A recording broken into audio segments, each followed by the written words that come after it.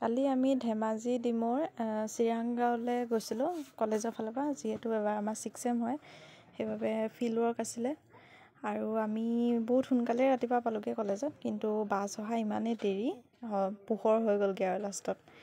তাৰপৰা আমি গোটেইখিনি ছ'চিয়লজি 6th চেমৰ ষ্টুডেণ্ট গ'লোঁ, বস্তু চব খোৱা বস্তু ৰেডি কৰি।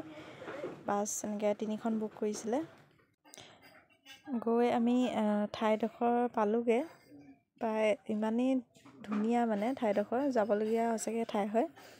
আৰু মানে একদম মানুহ য'ত আমি গৈছিলোঁ যোনখন গাঁৱলৈ, সেইখনো একদম গোটেই চাংঘৰ আছে, মানে একদম গাঁৱলীয়া পৰিৱেশ আৰু বহুত ধুনীয়া, একদম ধুনীয়া পৰিৱেশ হয়।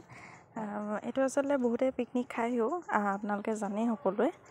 আমি আহিলোঁ, ধুনীয়া পৰিৱেশ হয়, কিন্তু পিছে যেতিয়া ফিল্ড ৱৰ্কৰ বাবে যেতিয়া আমি গ'লোঁ ওলাই, যিহেতু গাঁৱত মানুহখিনিক গৈ সুধিব মেলিব লাগে কিছুমান কথা, সেই তেতিয়াহে মানে আচলতে গম পালোঁ কেনেকুৱা হয়। বহুত দূৰ আমি গ'লোঁ খোজকাঢ়ি, যিহেতু ওচৰত মানুহৰ ঘৰ নাই, বহুত দূৰলৈ যাব লাগে, মানে একদম অৰুণাচল বৰ্ডাৰ একদম মানে ওচৰ পালোঁগৈ আমি।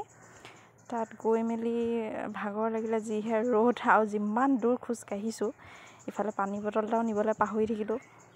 আৰু সেই তেনেকৈ আমি গ'লোঁ মেলিলোঁ, এনেকৈ সুধিলোঁগৈ মানুহক কিছুমান কথা। ঘৰবোৰ একদম চাংঘৰ, একদম চব মানুহৰে চাংঘৰ, বহুত ধুনীয়া হয়।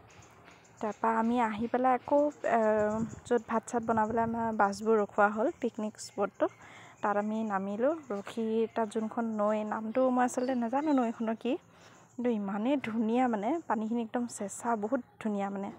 তাৰপৰা আমি খাবলৈ ল'লোঁ, খাই বৈ বাছত উঠি আকৌ যাবলৈ ল'লোঁ আৰু ঘৰলৈ।